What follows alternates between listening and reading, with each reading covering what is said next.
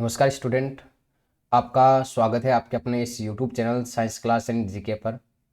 आज हम यहाँ पे जो हमारे जेनेटिक्स वाला पोर्शन चल रहा था, तो जेनेटिक्स वाले पोर्शन के अंदर हमने यहाँ पे जो मेंडल के प्रयोग के अंतर्गत जो मोनो हाइब्रिड क्रॉस था, ये हमने यहाँ पे कंप्लीट कर लिया था, जिसे हमने यहाँ पे एक संकर संकरण कहा था।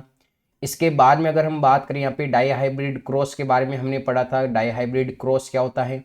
इसके बाद में जो आपके बैक क्रॉस है, और बैक क्रॉस के जो हमने दो टाइप पढ़े थे, एक तो यहाँ पे आउट क्रॉस के बारे में हमने पढ़ लिया था।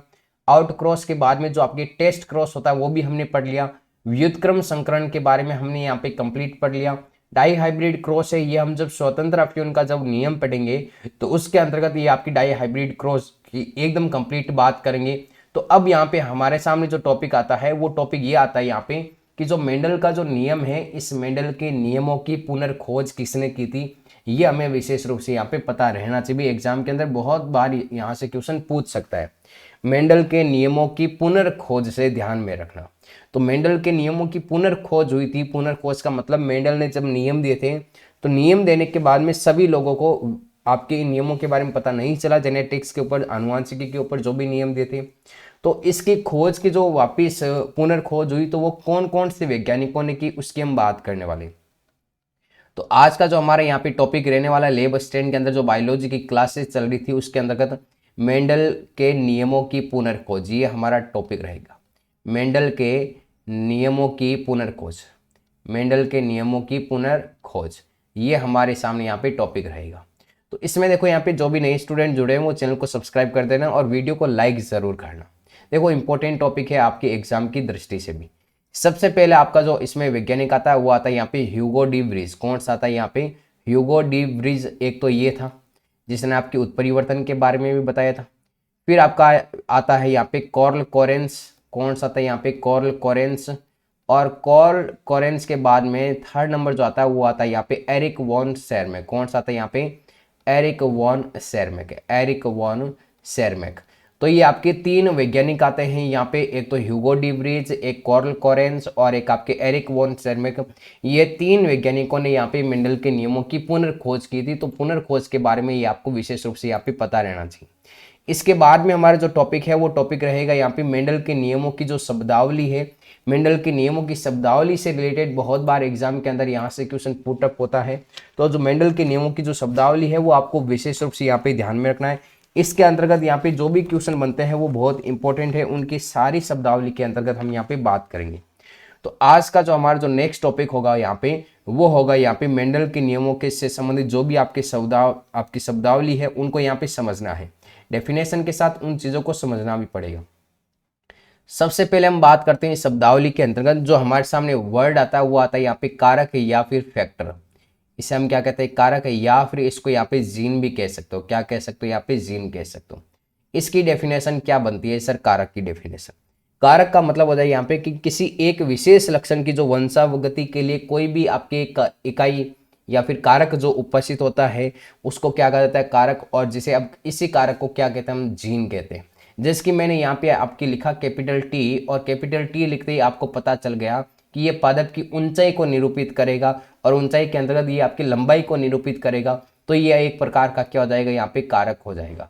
कारक को अब क्या कहा जाता है? यहाँ पे जीन कहा जाता है। और जीन शब्द किसने दिया था? यहाँ पे ध्यान में रखना आपको, जोहानसन नामक वैज्ञानिक ने आपके जीन शब्द दिया था। कौन से वैज्ञानिक ने आपके जीन शब्द दिया था? तो जोहानसन नामक वैज्ञानिक ने जीन शब्द दिया था। ये आपको बात यहाँ पे विशेष रूप से ध्यान में रखनी है सारे स्टूडेंट्स को। अब इस शब्दावली के बाद जो हमारा कारक था, कारक यहाँ पे कंप्लीट हो गया। भाई, कोई भी लक्षण जिसको नियंत्रित करने वाला जो कारक है वो आपके जीन कहलाता है। इस कारक के बाद में नेक्स्ट जो हमारे सामने वर्ड आता है वो आता है यहाँ पे युग्म विकल्पी। क्या आता है यहाँ पे? युग्म विकल्पी वर्ड आता है। और युग्म विकल्पी को हम क्या कहते हैं? यहाँ पे एलील कहते हैं। युग्म विकल्पी को क्या कहा जाता है? यहाँ पे एलील। तो विशेष तौर से जो आपको वर्ड इंपॉर्टेंट इसमें याद रखना है वो आपको एलील वाला वर्ड ध्यान रखना है। एग्जाम के अंतर्गत एलील से क्वेश्चन आपको पूछेगा, ना कि युग्म विकल्पी। एलील का मतलब हो जाएगा यहाँ पे कि किसी भी कारक या फिर जीन के दो हमेशा एक से अधिक विकल्प होते हैं, वही आपके क्या कहलाते हैं? यहाँ पे युग्म विकल्पी। जैसे कि हम यहाँ पे एग्जाम्पल के तौर पे हम बात करें यहाँ पे पादप की ऊंचाई। किसकी बात करें? यहाँ पे पादप की ऊंचाई। तो पादप की ऊंचाई का भी यहाँ पे दो विकल्प होंगे आपके सामने। एक तो यहाँ पे पादप लंबा हो जाएगा जिसके लिए कैपिटल टी, और एक पादप बौना हो सकता है जिसके लिए यहाँ पे स्मॉल टी। तो इस प्रकार जो युग्म विकल्पी या एलील है, तो पादप की ऊंचाई की कैपिटल वे टी व स्मॉल टी, प्रत्येक लक्षण के एक से अधिक विकल्प होते हैं तो वो क्या कहलाते हैं, यहाँ पे युग्म विकल्पी कहलाते हैं। आपको विशेष रूप से यहाँ पे ध्यान में रखना है। अगर मैंने बात की बीज की आकृति, तो बीज की आकृति राउंड भी हो सकती है और जूरीदार भी हो सकती है, तो ये भी आपके इसके क्या हो जाएंगे, यहाँ पे युग्म विकल्पी हो जाएंगे। लेकिन कई बार ध्यान में रखना यहाँ पे कि एक से अधिक विकल्पी होते हैं, उसे हम यहाँ पे बहु एलील्स या बहुविकल्पी भी कहा जाता है। बहुविकल्पी के बारे में भी हम आगे जाकर के पढ़ेंगे इसी मेंडल के चैप्टर के अंदर। फिर नेक्स्ट आपके युग्म विकल्पी के बारे में जो थर्ड नंबर वर्ड आपके वर्ड आता है, वो आता है यहाँ पे प्रभावी लक्षण। कौन सा लक्षण आता है यहाँ पे, प्रभावी लक्षण। देखो प्रभावी लक्षण की एकदम आसान सी परिभाषा है भाई, F1PD के अंदर आपके पास जो कैपिटल टी और स्मॉल टी बना था, हमने कल बात की थी F1PD की, तो जो कैपिटल टी और जो यहाँ पे स्मॉल टी बना था, तो इस कैपिटल टी और स्मॉल टी के बारे में आपको बात ध्यान में रखनी है कि ये आपकी क्या कहलाता है, F1PD के अंदर जो लक्षण प्रकट होता है वो प्रभावी, और जो प्रकट नहीं होता वो आपके अप्रभावी। तो इसमें कैपिटल टी का लक्षण प्रकट होता है तो ये आपकी प्रभावी लक्षण कहलाता है, यही इसकी क्या हो जाएगी, डेफिनेशन। फिर नेक्स्ट आपके फोर्थ नंबर हो जाएगी भाई अप्रभावी लक्षण। कौन किसकी डेफिनेशन हो जाएगी यहाँ पे, अप्रभावी लक्षण। ऐसा लक्षण जो आपकी क्या करता है, ऐसा लक्षण जो आपके F1PD में प्रकट नहीं होता है, तो वो कौन सा लक्षण कहलाएगा यहाँ पे, अप्रभावी। तो F1PD के अंदर स्मॉल टी अपना प्रभाव नहीं दर्शाता है, तो ये कौन सा लक्षण हो जाएगा यहाँ पे, अप्रभावी लक्षण हो जाएगा। अगर चीजें समझ में आ रही है सारे स्टूडेंट्स को तो एक बार यहाँ पे कमेंट्स कर दो। बाकी देखो PDF की आप टेंशन ना ले, यहाँ पे नोट्स की कोई टेंशन ना ले, सारे नोट्स आपको इस तरीके से आपको हैंड राइटिंग के तौर पे मिलेंगे, तो आप नोट्स की बिल्कुल भी टेंशन ना ले। सारे नोट्स में एकदम अच्छे तरीके से आपको यहाँ पे प्रोवाइड करवाने वाला हूँ।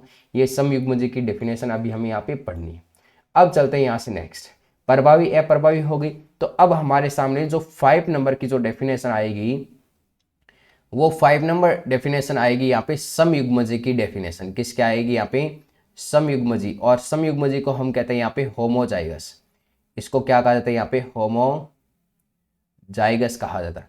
अब देखो इस होमोजाइगस की डेफिनेशन के अंदर क्या होता है, मैंने लिखा आपके सामने भाई कैपिटल टी टी, एक मैंने लिखा यहाँ पे स्मॉल टी टी। इसी के साथ में एक डेफिनेशन ले लेते हैं और हम यहाँ पे विषम युग्मजी, किसकी डेफिनेशन ले लेते हैं यहाँ पे, विषम युग्मजी की डेफिनेशन ले लेते हैं। और विषम युग्मजी को हम क्या कहते हैं यहाँ पे, हेटेरोजाइगस। क्या कहते हैं इसको, हेटेरोजाइगस कहा जाता है। तो हेटेरोजाइगस और एक हमारे सामने यहाँ पे होमोजाइगस हो गया। तो देखना, एक मैंने कैपिटल टी टी और एक मैंने लिखा यहाँ पे कैपिटल टी और स्मॉल टी। इस प्रकार से मैंने 4 अलग अलग यहाँ पे लक्षण लिखे।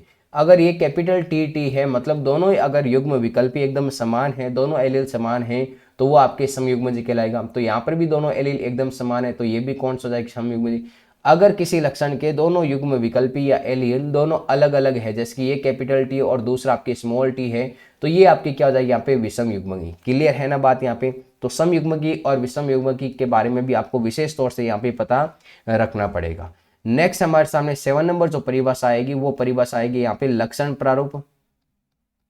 लक्षण प्रारूप, और लक्षण प्रारूप को इंग्लिश में कहा जाता है यहाँ पे फिनोटाइप कहा जाता है। क्या कहा जाता है इसको, यहाँ पे फिनोटाइप कहा जाता है। नेक्स्ट हमारे सामने 8 नंबर परिभाषा आएगी, और 8 नंबर की जो परिभाषा है उसे हम कहते हैं यहाँ पे जीन प्रारूप। क्या कहते हैं इसको, जीन प्रारूप, या फिर इसे इंग्लिश में कहा जाता है यहाँ पे जीनोटाइप। क्या कहा जाता है इसे, यहाँ पे जीनोटाइप कहा जाता है। तो अब लक्षण प्रारूप और जीन प्रारूप, फिनोटाइप और जीनोटाइप, इनमें क्या अंतर है। तो किसी भी सजीव की बाह्य प्रकृति अगर बताई जाती है तो आपके लक्षण प्रारूप की बात करता है। क्या बताई जाती है सर इसमें, ये आपके बाह्य लक्षण देखकर आपके कोई भी अगर लक्षण बता रहे तो आपकी लक्षण प्रारूप या फिर फिनोटाइप हो जाएगी। जिसकी पादप है, पादप मान लो आपकी लंबा, नॉर्मल लंबा दिखाई दे तो उससे हम कहेंगे लंबा पादप। मान लो उसके अंदर बोनेपन का भी गुण हो थोड़ा बहुत, लेकिन बाहर से हमें एकदम लंबा दिखाई दे रहा है, तो आपके हम कहेंगे कि वो पादप कैसा, लंबा। तो वो आपके लक्षण प्रारूप। तो एग्जाम्पल के तौर पे आप लिख सकते हो यहाँ पे स्मॉल टी और कैपिटल टी लंबे पादप। अब ये नहीं पता यहाँ पे शुद्ध लंबे है या अशुद्ध लंबे है, या समयुग्मजी लंबे या फिर विषम युग्म, लेकिन हमें पता है भाई लंबे पादप है बस ये। तो ये कौन सा हो जाएगा यहाँ पे, लक्षण प्रारूप हो जाएगा। इसी प्रकार जीन प्रारूप की बात करें तो किसी भी सजीव की जो जीनीय संरचना होगी, जीनीय संरचना वो क्या कहलाती है यहाँ पे, जीन प्रारूप कहलाती है। जीनीय संरचना कैसे, जैसे कि मैंने लिखा कैपिटल टी और स्मॉल टी, तो आपने लिखा सर कि आपके ये अशुद्ध लंबा पादप है, अशुद्ध लंबा पादप, या फिर आपने लिखा सर यहाँ पे स्मॉल टी और आपने लिख दिया सर ये आपके शुद्ध बोना पादप है। कैसा पादप है यहाँ पे, शुद्ध बौना पादप। तो आपने तो पता लगा लिया भी पादप शुद्ध है या अशुद्ध, मतलब आपके समयुग्मजी है या फिर विषमयुग्म। तो पहला प्लांट आपके यहाँ पे विषमयुग्मजी लंबा पादप और दूसरा समयुग्मजी बौना पादप है। तो ये आपके क्या कहलाता है, इसका जीन स्वरूप कहलाता है। तो जीनीय संरचना किसी भी सजीव की वो आपकी जीन स्वरूप या फिर उसे हम क्या कहते हैं यहाँ पे जीनोटाइप कहा जाता है। क्लियर है यहाँ पे। तो ये मेनली आपको परिभाषाएं हैं, परिभाषाएं याद रखनी है। तो इन सारी परिभाषाओं की जो आपके नोट्स हैं वो आपको इस रूप में यहाँ पे मिल जाएंगे, हैंड राइटिंग रूप में। अब हम चलते हैं यहाँ पे मेंडल के नियमों के बारे में। किसके बारे में चलते हैं यहाँ पे, मेंडल के नियम। और मेंडल के नियम है वो हम यहाँ पे कवर करते हैं। अब देखो मेंडल के नियमों की जब भी बात आती है तो मेंडल के नियम मुख्य रूप से सारे स्टूडेंट जानते हैं भी। मेंडल के जो नियम हैं, मेंडल के नियम, मेंडल के नियम, तो मेंडल के मुख्य रूप से आपके 3 नियम होते हैं सर। कौन कौन से, एक तो होता है सर यहाँ पे प्रभाविता का नियम, ये लो सर यहाँ पे प्रभाविता का नियम। प्रभाविता के नियम के बाद में सेकंड नंबर होता है सर यहाँ पे पृथक्करण का नियम, पृथक्करण का नियम, पृथक्करण का नियम, या फिर इसे हम कह सकते हैं यहाँ पे युग्मकों की शुद्धता का नियम, युग्मकों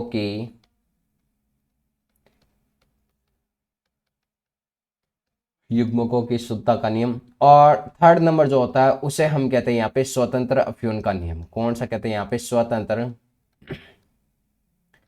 अफ्यूहन का नियम। ये हमारे सामने टोटल 3 नियम है। ये 3 नियम हमें यहाँ पे पढ़ने पड़ेंगे, इनको अच्छे तरीके से यहाँ पे समझना पड़ेगा और फिर हम यहाँ पे मेंडल के नियमों की एकदम डिटेल से चर्चा करेंगे।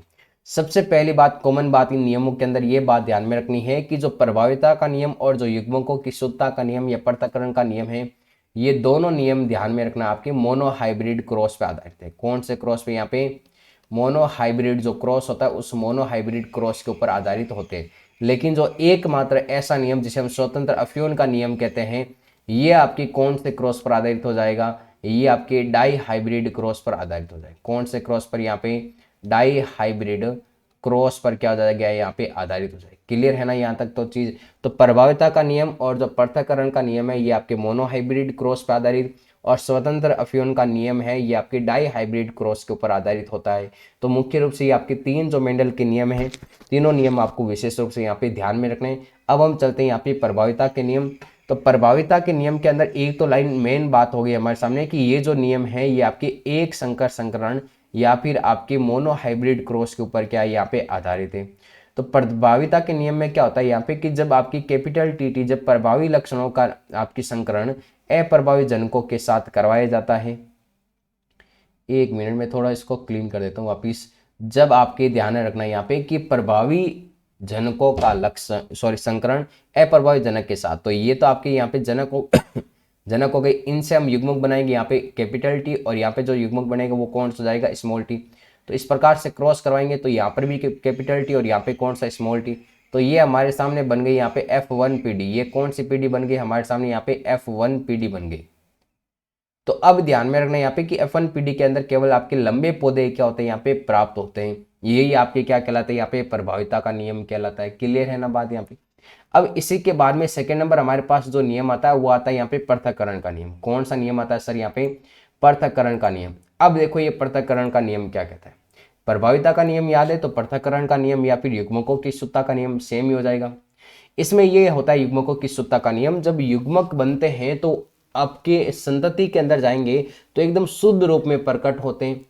शुद्ध रूप में क्या होते हैं, प्रकट होते हैं। वही आपके क्या कहलाते हैं, यहाँ पे स्वतंत्र आपके युग्मकों की शुद्धता का नियम कहलाता है या पृथक्करण का नियम कहलाता है। जैसे कि हमारे सामने जो युग्मक बने हैं ये युग्मक अपना अलग अलग यहाँ पे लक्षण है, वो एकदम शुद्ध रूप में अपना लक्षण दर्शाएंगे। मतलब ये आपकी युग्मक है आपकी कैपिटल टी, और इधर आपकी स्मॉल टी भी एकदम यहाँ पे क्या युग्मक, तो ये शुद्ध रूप में अपना लक्षण दर्शाएंगे। शुद्ध का मतलब यहाँ पर भी स्मॉल टी और यहाँ पर भी क्या होना चाहिए, कैपिटल टी। यही तो आपकी युग्मकों की शुद्धता का नियम होगा। तो ये होगा कैसे सर, तो हम क्या करवाएंगे कि जो F1PD बनी है हमारे सामने यहाँ तक तो ये पूरा क्रॉस आपके सेम ही होगा। इसमें पृथक्करण के नियम में सेकेंड नंबर नियम की बात करें तो उससे आगे हम क्या करेंगे कि जो F1PD बनी है इस F1PD के अंदर क्या करवा देते हैं, यहाँ पे स्वपरागण करवा देते हैं।